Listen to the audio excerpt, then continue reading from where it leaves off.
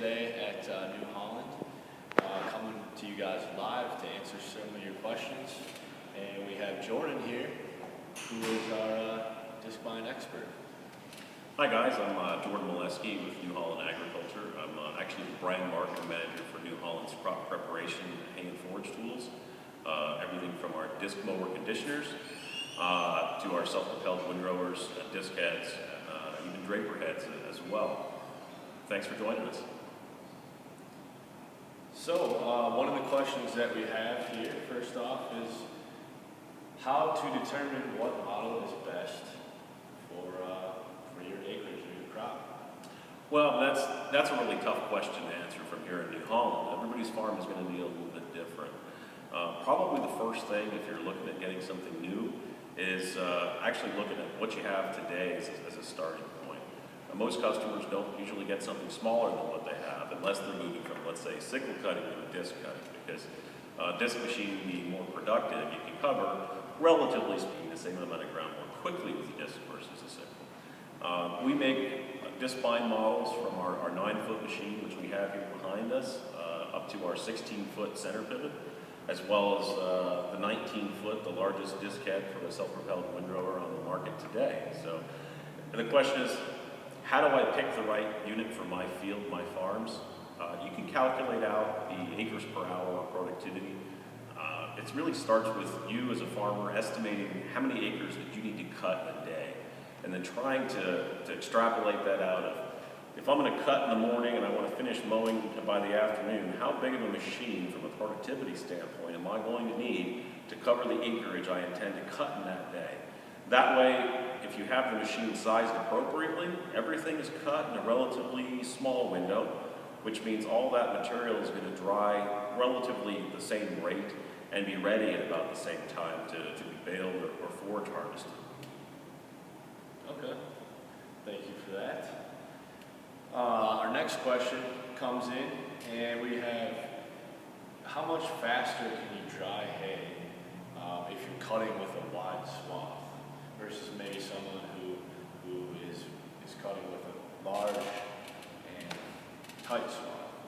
Well, laying hay in a very wide swath is a pretty important thing. I had the opportunity to actually write an article a few months back for one of the ag magazines, and I titled it, What's Old is New Again. It kind of goes back, it takes a historical perspective at swath width, and kind of why we transitioned into a narrow swath in the 60s in the first place. There's a lot of reasons for that, but when it comes to laying hay in a wide swath, in effect what you're doing is you're showing more of that crop to the sun. The crop is actually going to be covered in stomates, stomata, and the exposure to the sunlight is actually going to help stimulate the stomata stay open, which means the plant is going to lose moisture more rapidly because it has those natural pores open on it. So from a timing standpoint, it's going to depend a lot on what the weather is at the time you do it.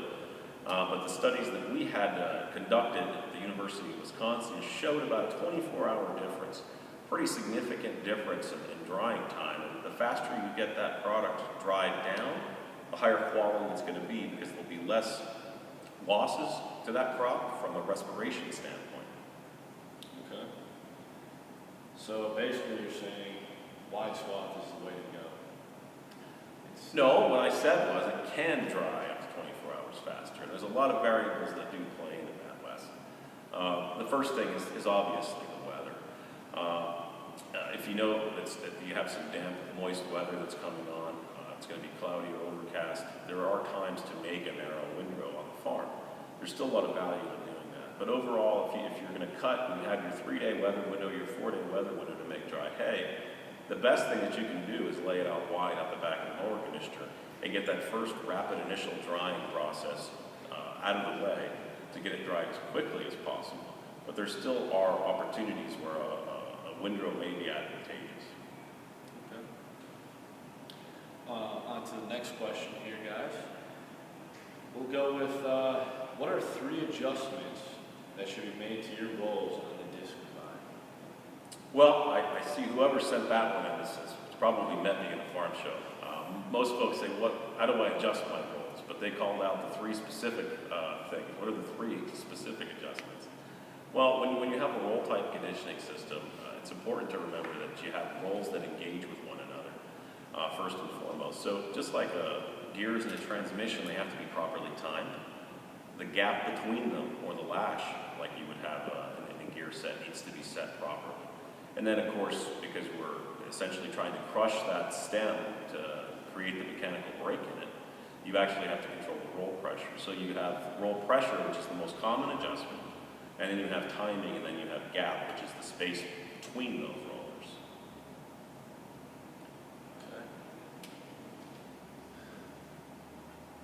Do you want to grab some of our example rolls to show what you mean there? Oh, sure.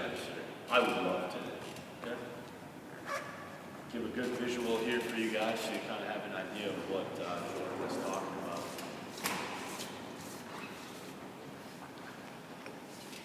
So, what we've got here, it's probably a view of a conditioning roll that most folks don't ordinarily get to see. This is a roll that we've actually cut in half in profile. And you can see the lug shape itself. So what we're really talking about is when you have the lug and then the opposing valley. The timing is the relationship of the lugs to each other this way, right? You want to make sure that you adjust that so that you have the lugs centered nicely in the opposing valley. If it's too close one way or the other, the rolls can rub, which creates friction. You can wear your rolls out. You can actually tear at the crop, increase field losses. It's a very important adjustment, probably something you should look at a minimum of once a year for the average producer. Roll gap, or the space between the roll, which is this clearance up and down here. Generally, we recommend that to be set about a 1/16th to an 1/8 of an inch, or thereabouts. And then pressure, obviously, is just the force pressing those two rolls down together. We actually use our torsion of our roll pressure system, which is really nice because you have one simple crank that you just turn, and that increases roll pressure. It does it evenly on both sides. Those are the basic adjustments. Would you like to see where you actually do it on the machine? Yeah, let's take a look. All right. Look at what we have here.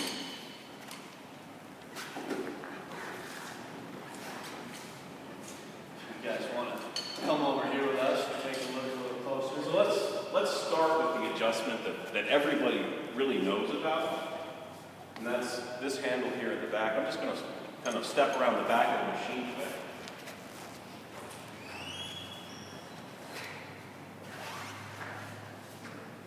This is your pressure adjustment here, right? So what I'm going to do is I'm going to decrease it right now.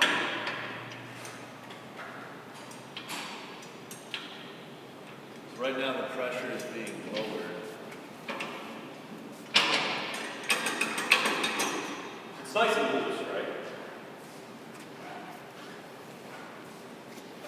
So if I want to set my roll gap on either end of the head, we have an adjuster that has a little anodized keeper on top to keep it from rotating. This adjustment is for your actual roll gap setting on both the right and left hand. I like to just take a little wrench and pop it up a little, spin it around like so. And then as I turn this, I'm in effect opening and closing those rollers. Now, I like to say this is a two-person job, and we just happen to have a second person. So, Wes, if I could get you to work the wrench part, okay. I'm going to ask Chris to come around the back of the machine.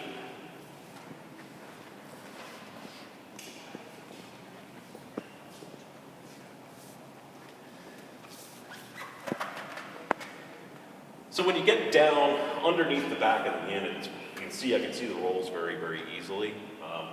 The first thing is that roll timing adjustment. How do I know if I have the rolls centered properly in their lugs?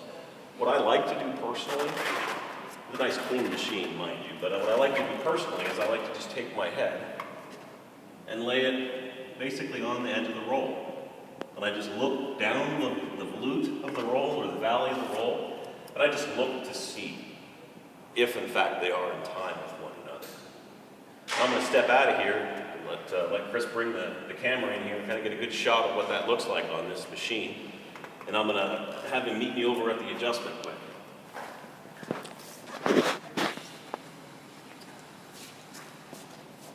So go right in on and look down the valley.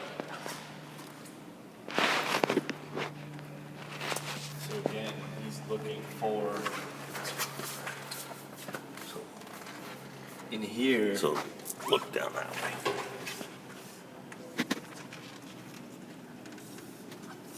It's a little bit hard to see, but you want to see if this gap here is in line with the opening on the bottom roll.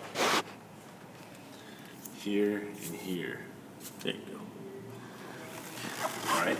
So if I find my machine doesn't have the rolls properly in line, I can open up the access point over here on the side. And the rolls of this machine and all the New Hollands will have these drive shafts that you see here that actually connect from the roll drive gearbox to the individual rollers themselves. This one here, I believe, this flange actually has some kidney bean shaped slots. I can loosen up that hardware and I can rotate the upper roll in relation to the lower, and I can correct that timing accuracy to get the best quality adjustment. Now the last thing is the roll gap. This is the other two-part job. So let me come around the back here. So as I mentioned, we're basically talking about the clearance between the lug and the valley. One of the challenging things is I can't get a ruler in there to actually measure that. We usually give some pretty specific dimensions. We say a 1/16th to an 1/8 of an inch. It's a big question a lot of folks ask me at farm shows is, how do I measure that? So, well, it's very much like the spark plug on a car, right? You're trying to measure that same gap or that same clearance. So I actually have a set of feeler gauges here. Now, there's not one in this pack that is the right dimension, so to speak, and you may or may not have a set of feeler gauges laying around in your farm shop handy, because we don't really use them all that frequently. But one of the things I like to show folks is this guy. So this is just a set of Allen wrenches, just a quick set. What I like about Allen wrenches or roll pin punches is they all have a dimension written on them. So all I'm going to do is I'm going to select the appropriate one, right? So we'll go with this guy here. We'll say that's about 1/8 of an inch. And I'm going to just take this, and just like a feeler gauge, I'm going to place it in between the roll, and I'm going to check and see what the clearance is. Now, I know the rolls on this machine are open much, much too far to get really good conditioning. So what I'm going to do is I'm going to ask Wes to go lower the bolt on that side very quickly for me. Just lower it down a bunch. Don't go slow, Wes. It's got to go a ways. Keep going.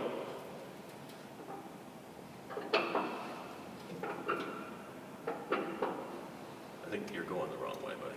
We're tightening. Yes. Keep going.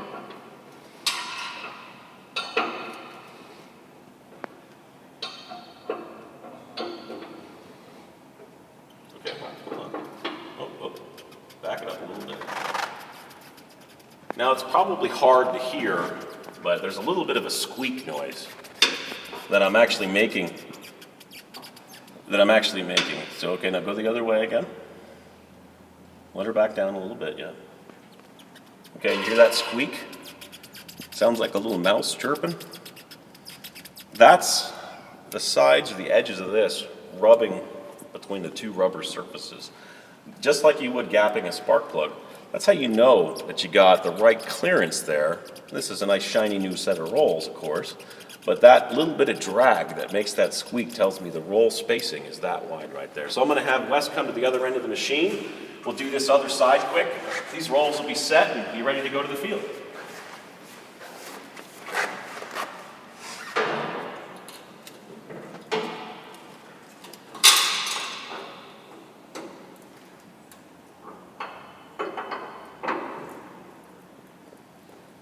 That's got to go a ways.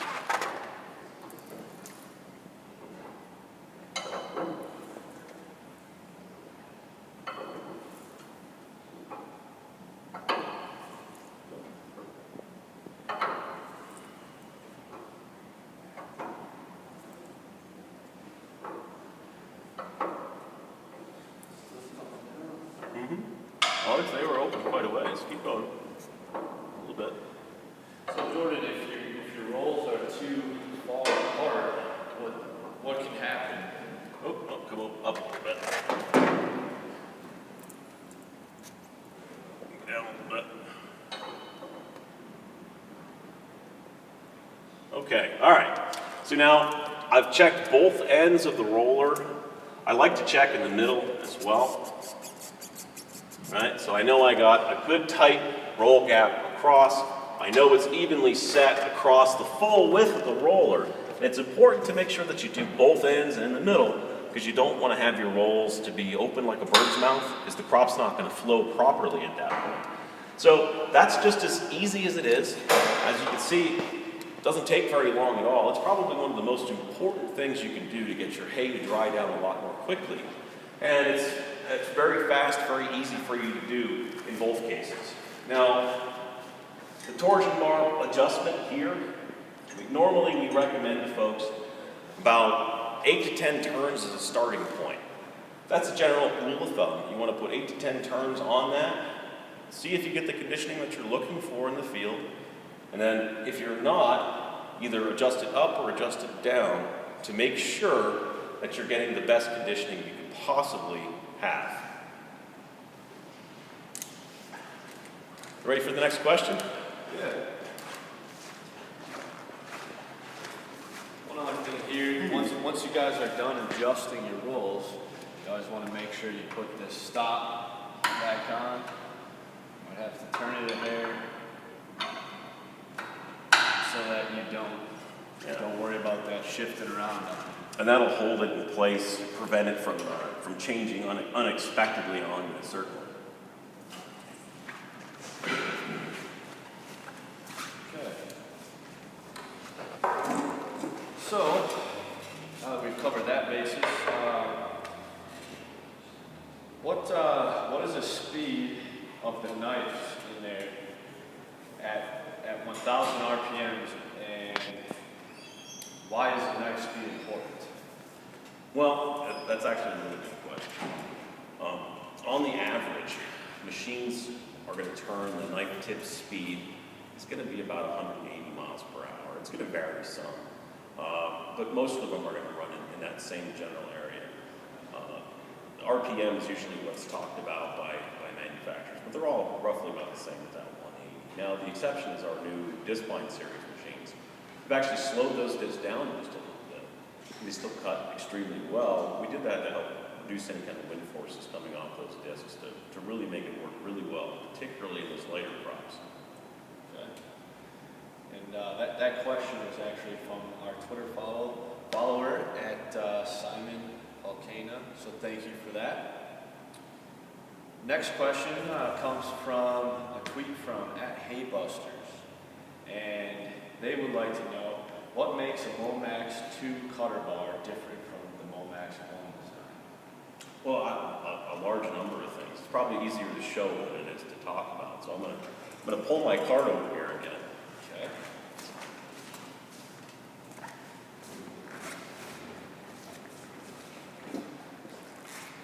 So let's start with the simple thing. What makes them similar, right? So what makes them similar? The MowMax I and the MowMax II, this one's yellow because it's actually from our self-propelled windrower head. But the MowMax I and MowMax II have New Holland's true modular disc cutter bar design, right? So they share in common a sealed oil reservoir, right?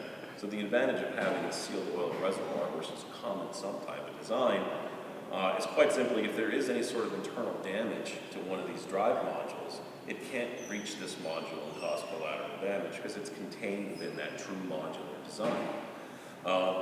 In common, both are protected by New Holland Shock Pro hubs. So what these guys do when you hit a foreign body, something you're not expecting out in the field, it will actually shear off those little splines, and the hub will actually spin out and help to be protected from the internal components. So you're not going to damage your crown and your pinion setup on the inside. And these parts are inexpensive, don't take very long at all to replace out in the field.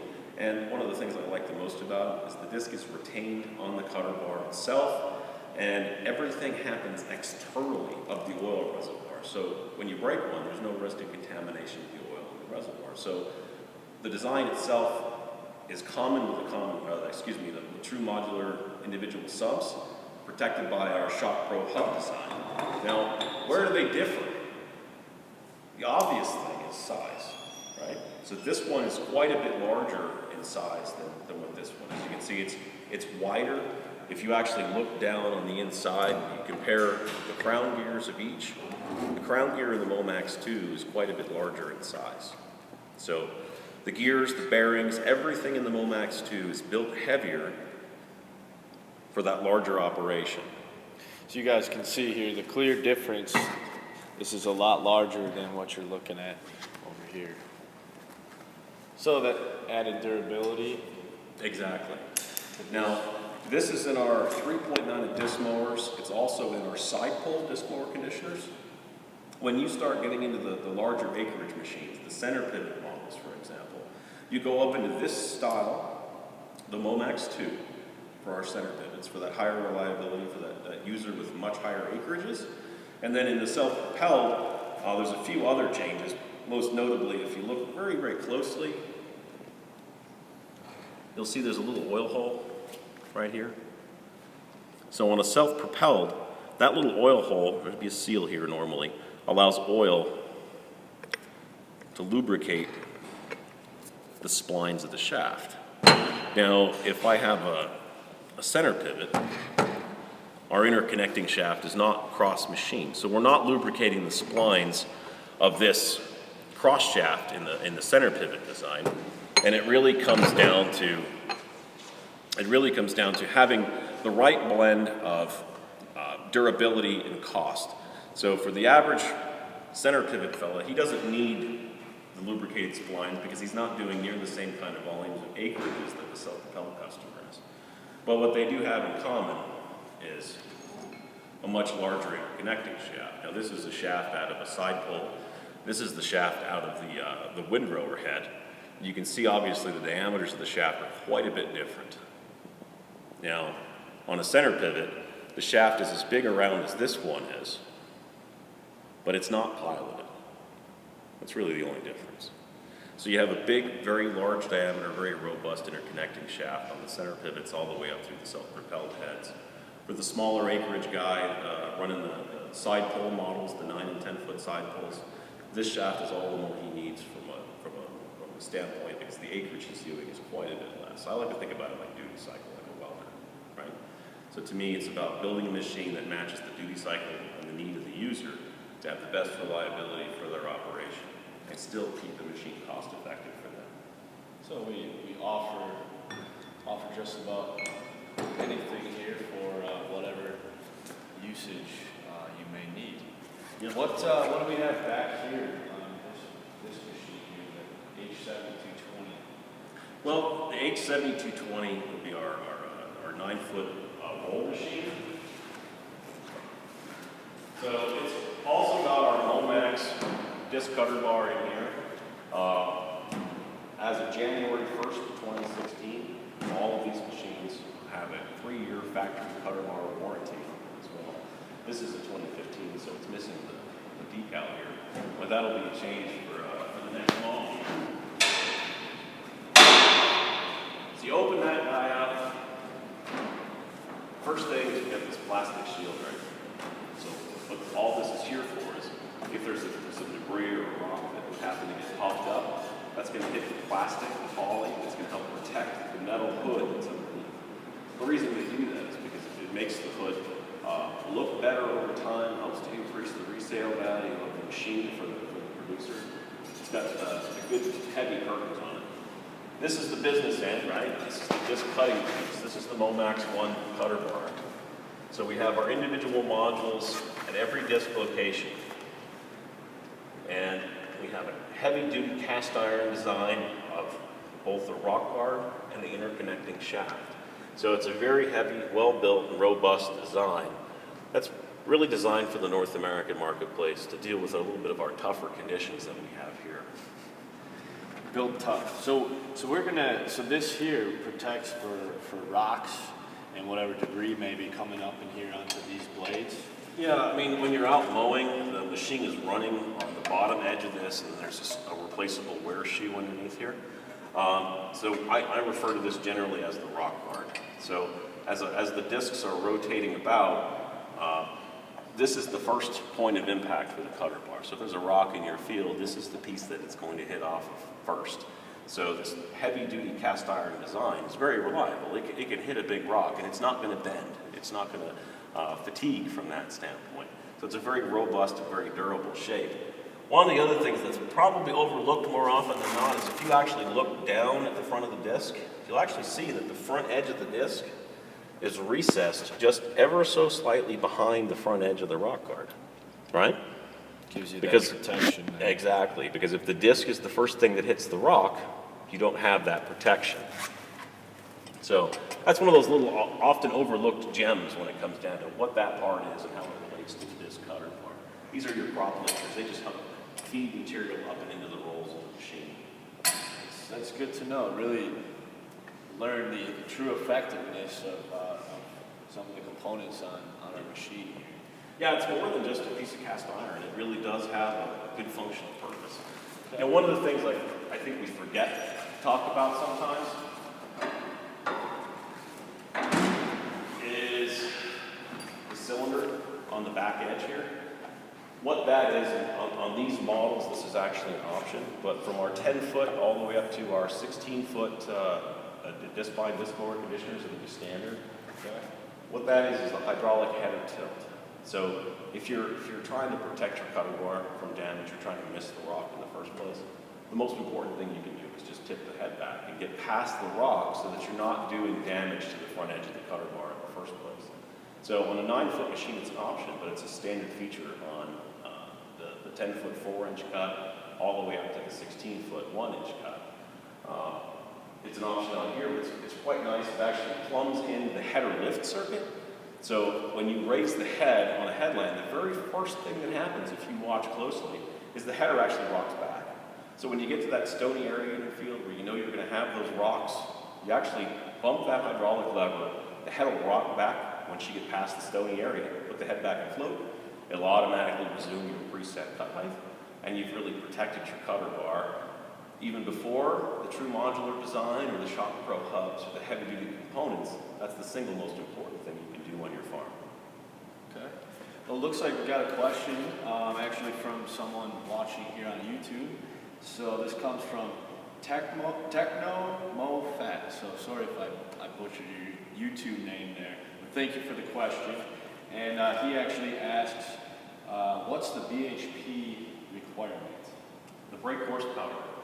Yes. Did you know that? I did not know. I didn't think you did. Brake horsepower requirement. Well, when we talk about horsepower requirement, usually we talk about the minimum PTO requirement. The minimum PTO requirement, generally speaking, is going to be about 8 to 10 horsepower per disc. Now this machine being a smaller size, a tractor with 65, 70 horsepower at the PTO is more than adequate to power this machine reasonably well. About 80 horsepower for the 10-foot 4-inch cut models. Similar for the 13-foot, I think it's 90 for the 16-foot. So it really depends on a number of factors. If you have hills in your area, for example, and you need to pull the machine up and down the hills, it's good to have a tractor that's maybe got a little bit more horsepower because you have to pull that machine as well. So 65, I believe, is the horsepower rating of this particular machine behind us. But you have to also consider the terrain that you're operating. Okay. Well, hopefully that answers his question. If you have any more, feel free to send them our way. Next question that we can move to, I guess it kind of goes back to the rolls. And so this is for @HateBusters from Twitter. And they just wanted to know, what rubber versus steel rolls. What would determine that decision? Why would someone maybe go one versus the other? Let me grab my examples quick. Just hang on for a second. So, rubber versus steel, that's kind of the age-old question, right? So we know what this looks like in profile, and this is a New Holland steel roll in profile. So probably the first thing that we'll take a look at is the shape of lug is significantly different. The rubber roll, it's 5 very large profile lugs. They're very broad in their upper surface area. So this top piece is actually the area of the roll that's going to do the most crushing action of the stem. And then you have a corresponding valley next to it. So this broad crushing surface is going to do a very, very good job of crushing and cracking, especially the alfalfa stem or a delicate grass stem. Now, when I compare that to a steel roll, we have a roll that essentially has a pointed lug, right? And it really can't crush against this valley. So what it's actually doing to the crop as it goes through is it's folding it up, sort of accordioning the material as it passes through those rollers themselves. So our study that we had done at the University of Wisconsin on our conditioning systems basically showed very little difference from a leaf loss standpoint between both rubber and steel. There's a lot of folks at New Holland that were really surprised by that. But what the study really revealed was that in the case of the adjustments in Wisconsin, they were all done correctly, equitably. The rolls, gap, pressure, and timing were all set right. The steel roll had a tendency to dry more at a rate similar to a flail-type conditioning system versus rubber, which dried considerably faster. Now, I caution that to some degree because the study was done in Wisconsin. You're from Wisconsin, right? I am. So what kind of crop did they grow in Wisconsin? Well, we got a lot of soybeans, we got a lot of alfalfa. A lot of alfalfa, right? A lot of alfalfa. Pretty much all alfalfa in Wisconsin. So I'm from the Northeast originally. I lived in Wisconsin. I've lived in Tennessee and grass country as well. People ask me all the time, what would you want in your machine? I usually tell them rubber, because that's what I grew up using. Well, I'm from the Northeast, so when I really sit down and I think about it, I say, what makes the Northeast different from Tennessee? Well, the crops we grow, for one, is a great example. A lot more grasses in Tennessee. So a flail is probably a better choice for them in that area because of the crops that they grow. Carrying that over to steel versus rubber, well, if I know that the drying rate is going to be better with rubber versus steel than an alfalfa grower, right? The faster I dry it, the higher the quality. I'm going to recommend rubber to a fellow that's growing a lot of an alfalfa-type crop because I believe it's the better conditioning system from a quality standpoint, from a fast drying standpoint. Now, if I talk to a customer, he's let's say a dairyman who's doing a winter forage type crop or a caney type grass crop, I'd say, what would you recommend? Well, I'm probably going to recommend you go with the steel roll if the predominance of his crop is that canier material. Because as that cane type material passes through this type of roller, it's bending it back and forth. It's actually going to split the stem a little bit from a lateral standpoint down the line of the stem. The steel in that very abrasive cane type crop is going to be a little bit more resilient, resistant to the wear, for example. And the drying study actually showed that in that canier type crop, this roll dried as well as the rubber roll dried. So that was kind of an interesting takeaway. Now, there's a lot of folks out there that use steel rolls in alfalfa, so I don't want you to think I'm standing here saying that you should never use steel rolls in alfalfa. All I'm saying is, in the Northeast where I grew up, the predominance of units are going to be these. But if you're in a drier or an arid climate where you have very good natural drying conditions, a steel roll in an alfalfa field is going to probably be okay for you. The steel, if you have very sandy soils, is going to maybe last a little bit longer, be more consistent over the life of the machine.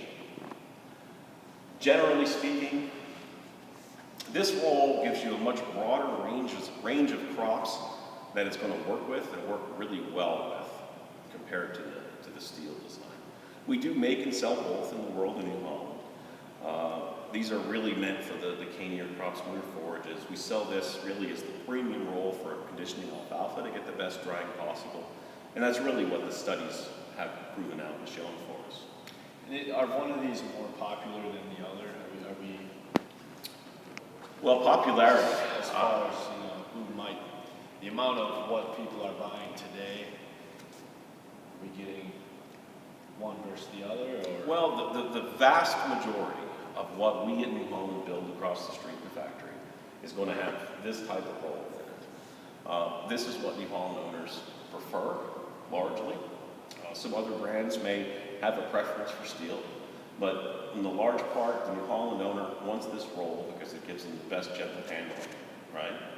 the best conditioning for fast drying. And there's a lot more past the rolls, which kind of goes part and parcel to what we talked about from an adjustability standpoint. That's the first question you get is what dries faster? Say, well, the roll is one piece, but you also have to remember how the torsion or roll pressure system plays into that, and the adjustability of the system to really tailor the conditioning to it.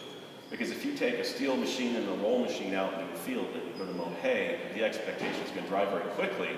If that stuff or that machine is not properly adjusted, the challenge you're going to have is you're not going to see the advantage of drying comparison because they're not necessarily adjusted appropriately for your conditions. Okay? So beyond the roll, the adjustments are really, really critical to make sure you get that fast drying. So really make sure you're running your machine properly by making the right adjustments before you get out there and go. Gap timing and pressure, right? Okay. So, a couple other questions that we have. We have, does New Holland offer a 13-foot mounted disc mower conditioner? 13-foot mounted disc mower conditioner. At one point in time, we did. A 13-foot mounted machine actually be quite on the heavy side. We do actually have a front-mounted piece of our Mega Cutter, which would be the Mega Cutter 512. It's the front-mounted unit. It cuts just under 12 foot, so not quite 13 foot, but it's front-mounted on a tractor. It's got a suspension system that's integrated into the mower itself. Now, because it's integrated into the mower itself, it doesn't rely on the front three-point hitch. For folks that are familiar with front-mounted implements, if you're relying purely on the lift arms to float that head, there can certainly be some problems with that. Okay. Sometimes I hear my rolls kind of make a banging sound. I'm out there. What is that noise and why is that happening? Well, ordinarily, if you hear a loud banging sound, a noise like that, usually it means that something's happened, right? So some people hear the noise and they worry about what that sound is. But don't worry about the noise. It's a very natural part of a New Holland Discbine. And what it really is it means something has gone through your rollers. So that noise is in effect your two rollers separating to pass a foreign body and then retaking their preset adjustment. What's very, very, very, very interesting is, let's talk about some of the things you can hit. Talking about if I get a skunk or a rock or... Well, I mean, we've all hit things. This is my fuzzy little buddy, as I like to call him. But I mean, we've all hit things, right? So basically, what's happening in the machine? So you're telling me that these rolls are in the machine this way. Well, no, go this way. If you come across something in the field, So let's say you're turning the rolls, right? This poor little guy's out for his walk, and he goes through there, right? So what happens in the rolls? They have to open up to let the foreign body go through, right? And then that noise, that bang sound folks hear, is simply the rolls retaking their preset. One of the things that people forget all the time is why I think it was really a hidden gem. So let me show you this, guys. I want to make sure you see this.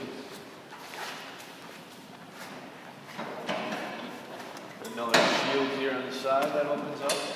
So let's fold this guy back here. So come on in here, Chris. So when I look at the torsion bar linkage, so this is the actual torsion bar piece of the roll pressure system. So this arm comes forward and it presses downward on the upper roll. This is the bar that Wes was adjusting when we were changing the roll gap earlier, right? So we're pushing down on this upper roll to squeeze them together to get that crushing force that we need. So when something comes through the rollers, right, the rolls have to open up to allow it to pass. So if I'm pushing down this way and the roll's trying to move up this way, this piece in the middle is kind of losing, right? Mm-hmm. So what ends up actually happening is as I'm pushing down, because this pivots like this, backwards in an arc, it'll lift against the roll pressure linkage to maintain that pressure. And as this moves up, up through an arc, this is pushing down through an arc, so they actually start to try to move through each other. What ends up happening with this linkage is it actually starts to pivot to the rear. Okay. Right? When the linkage pivots to the back or to the rear of the machine, it actually loses roll pressure, just for a split second, right? The beauty part of that, That's where you the rolls open up, right?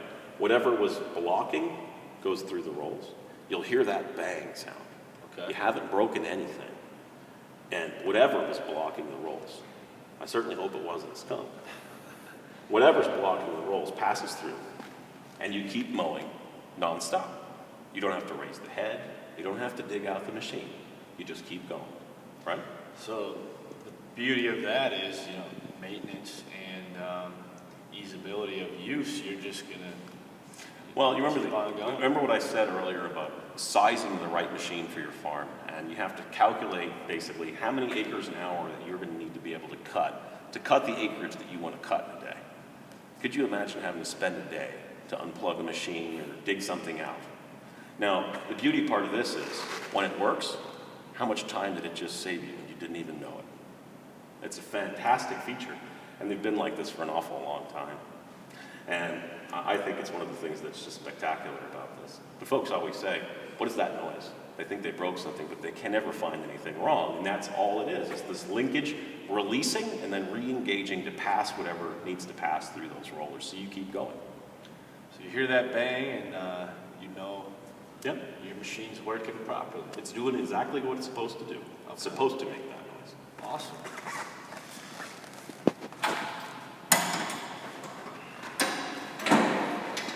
So what's our next question? Next question. Let's see if we have any in. Looks like we have someone here that would like to kind of go over the QuickMax system. We do. Yes. Well, unfortunately, we don't have it yet on this model. The QuickMax system is limited to our center pivot machines, the Discbine 313 and 316, and our Durabond disc heads in the 416 and 419 size. But I do have some of the parts. So this is a disc off of a center pivot machine. So what is QuickMax? Well, QuickMax would be this piece, that guy, and then a very special blade nut here. So this is a standard blade nut, and this is a QuickMax nut. So the QuickMax nut would go into the disc like that. You get, So your blades are going to be I'll set a blade on there. out here. And then that guy would set on there and be bolted onto the disc. And then the scraper goes on there like so. So that's basically how you're going to be holding your knife on. Now pull back on that blade just a little bit. So push in on it just a little. See how it kind of moves in and out of the slot, guys?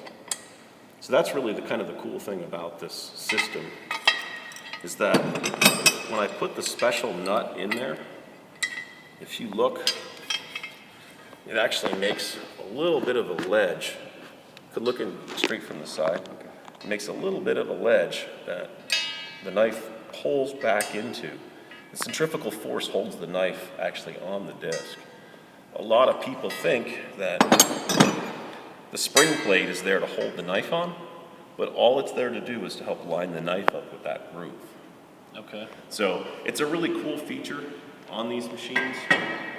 The rock guards themselves on the center pivot machines have a little bit of a different cutout shape to them. You can see this is a rock guard off of a center pivot machine. You can see the little cutout here and here. So what that's for, here, stay right there for just 1 second.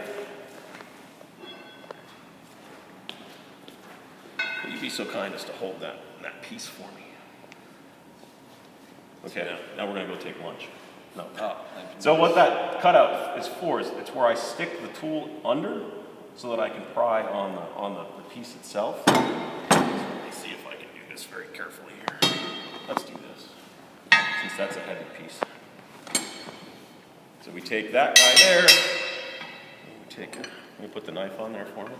Put your knife on there. Put your knife on there, and then we'll put that in there. So what we actually do with the QuickMax tool is we slip it in there like that, and then when we pry with the pry bar is we pry this back out of the way, right? And when we pry that back out of the way, you can just pull the knife out. So if you want to dull your knife, Oh yeah. just come in here with this, and We you did don't a- have to take any parts off. All you need is that Yeah, tool. you just, and- this guy here, and it actually stores on the head of both the self-propelled and the center pivots. It's been an option for us for the last year. It's been a fantastic thing to show folks at farm shows. They get really excited about it. It's just so easy to change the blades now. We did a training event recently for some company employees, and I want to say 12 seconds. That was the fastest they changed Yeah, the blade, huh? actually both blades on one disc. 2 blades. 2 blades. Yeah. So how many? So we're talking at under Well, 2 minutes. No, I don't. They were pretty motivated, but it was a race. We timed these folks. So it was 12 seconds to change a set of blades on one disc, and a 13-foot center pivot has 8 discs on it. So when we say you can change your knives in mere seconds, it's really truly not an exaggeration. It is just that fast and just that convenient. And like I said, it's a lot of fun at a farm show. There was a time of Farm Progress when we were first showing this. I'd pop a blade off, I'd hand it to a fellow standing there at the show, and I'd just walk away. And I'd look back, and he'd be standing there holding the blade, looking at me very confused how did I get it off. And I would show them, wow, I wish I had that. So it's a fantastic system. And if you're talking about clean cutting of your hay, the most important thing you can do is make sure your knives are sharp. Okay. Right? So let's say, how often would someone using this machine want to change their knives? I suppose it would depend what crop they're cutting in. Yeah, I mean, if you have a stonier farm, for example, you're going to damage more knives more frequently. You're very sandy soils, you're probably going to dull your knives more frequently. But yeah, most of the time, before you go out and mow, folks will look at their knives, and if there's a bad knife, they're going to change it before they go out and mow. The beauty part of this system really is not when you first go out to mow. It's always that last pass, right? Is that the last pass usually hit the rock because it's over on the far side of the field where you never got to picking up rocks. So the beauty part of this is you damage a knife out in the field. In seconds, you can pop that bent, damaged knife off, put a brand new one on, and that last pass across the field is just as perfect as the first one. So it's a beautiful system. Save a lot of time. Oh yeah. No downtime in the field. That's what you guys are looking for. Yep. So, awesome. I think I don't know if we have any more questions. I think that's it. So, Yeah. Yeah. Hopefully you guys enjoyed what we had to tell you today, and we thank you guys very much for tuning in to learn a little bit about our new Holland Discbine. Yep. Thanks for tuning in on Discbine Jordan.